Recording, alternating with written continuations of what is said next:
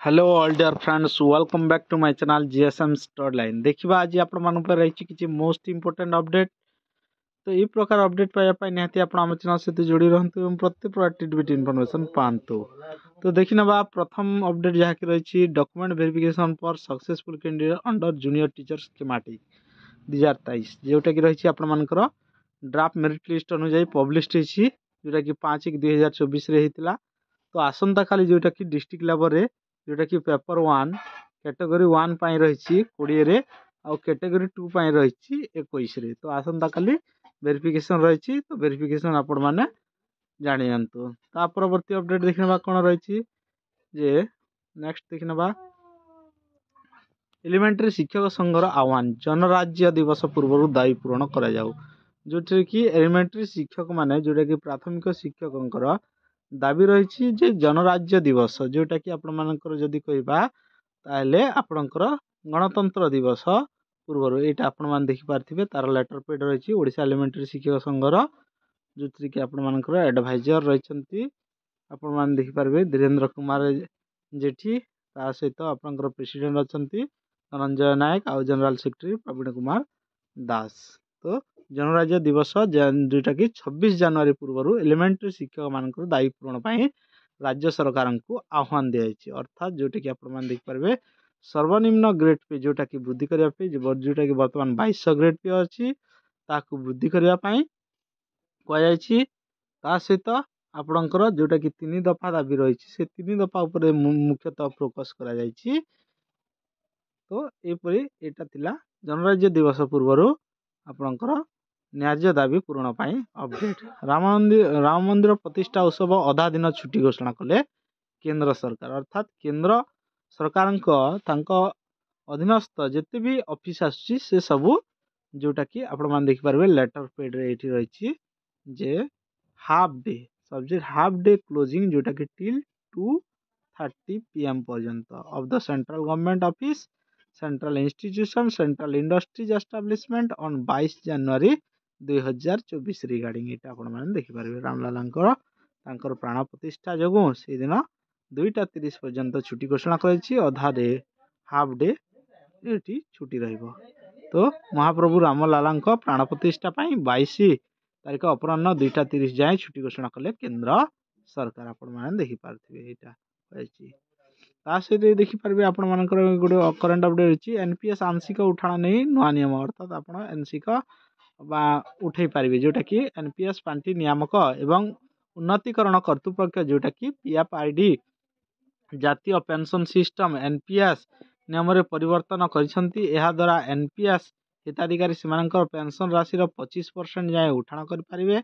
हिताधिकारी उठाण form पूरण करी तांको व्यक्तिगत पेंशन योगदान रु यही अर्थ उठाण होई पारिबो। एथिरे नियुक्तिदाता योगदान को बाद दिया जायछि। हिताधिकारी निज पिलांको उच्च शिक्षा विवाह बासगृह निर्माण फ्लाट किणा मेडिकल खर्च तथा जटिल रोगर चिकित्सा हिताधिकारी दक्षता विकास निजर संस्था किंबा स्टार्ट अप पाई पेंशन राशि अर्थ उठाई पारिबे। तो आपण मान देखि पारले को बाबद आपण पैसा उठाई पारिबे। तो ये आपण मान कहला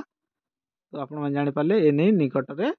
एक सर्कुलर जारी करा जायछि। तो आपण मान पाइथिला मोस्ट इंपोर्टेंट अपडेट। तापर देखि नबा आपणकर जोटे करंट अपडेट अछि 16 वर्ष रु कम पिलांकु कोचिंग सेंटर मना अर्थात नियमावली कार्यकारी करिवे राज्य सरकार आउ 1 लाख पर्यंत होई पारे सेति पई जरिमाना तो कटकणा लगाइले केंद्र सरकार। तो निहाती एटा ट्यूशन फी 22 जनवरी अधा छुट्टी केंद्र पर घोषणा कले राज्य सरकार मध्य अधा छुट्टी घोषणा करिसंती। तो एथिरे नै कि अनेक द्वंद्व मध्य रही जोटा कि शिक्षानुष्ठान गुड़िक छुट्टी रहिबना नाही तारा कोनोसी सठिक वर्तमान पर्यंत चिठी बाहर नाही। तो सेति पई किछि क्लियर कहा जाई पारे नाही। तो देखिबा नेक्स्ट ता परवर्ती अपडेट। तो एटी देखंतु जोटा कि सीबीटी जोटा कि जेटी माने अछंती तांकर डॉक्यूमेंट वेरिफिकेशन पई जोटा रही लेटर ता सहित प्रमोशन पई रही प्रमोशन रिगार्डिंग आपण मान देखि पारबे in inviting reference to your letter number जोटा कि आपण मान देखि पारबे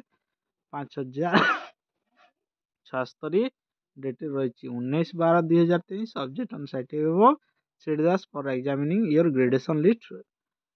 the following declaration are found. तो देखि नबा कौन रही जोटा कि OTET 1 OTET 2 जोटा कि मेंशन रही क्लियरली कलम मेंशन करा जाऊ बोली दिया जायछि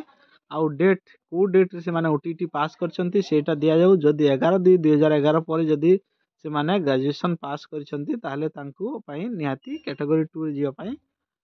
OTET 2 दरकार आउ से माने जदी OTET 2 पास कर नांती ताहले तांकर ग्रेजुएशन होई परिबो नाही तो टीचर अपॉइंटेड प्रायर टू जोटा कि देख पारबे 11/2/2011 बट एक्वायर्ड हायर जोटा कि graduation qualification after 11/2/2011 should have OTET second to be जोटा कि अनलिस्टेड कैटेगरी सेकंड तो से मानकर OTET थिले कैटेगरी 2 रे अनलिस्टेड हेबे but the information of the passing OTET is not mention in the graduation list जोटा कि OTET पास छंती ना सेटा ग्रेजुएशन लिस्ट रे दिया जाय नहीं तो निहाती से माने पास करतिबा कथा आ जो दिन से माने OTET पास करछंती सेही दिन ठार तांकर कैटेगरी 2 रे तांको निया जीवो एटा कुआ जायछि फाइनल लेटर ता सहित आपण देखि पारबे कनिष्ठ शिक्षक नियुक्ति अनियमितता से ओसेवा ऑफिस रे सम्मुखरे कनिष्ठ शिक्षक आशायी भिड़ लगी आप देखिपारे तार क्लीयर कट फोटो आउ एटी आज ओटीवी खबर आप देखिपारे शिक्षक नियुक्ति रे 1000 कोटी दुर्नीति होती राज्य नियुक्ति प्रक्रिया रे दुर्नीति पश्चिम बंग को टपी गलानी ओडिशा एटी आप देखिपारे तो निहाती यहाँ आप मोस्ट इम्पोर्टेंट अपडेट से ओसेपा ऑफिस रे ए प्रकार भिड़ लगी नियुक्ति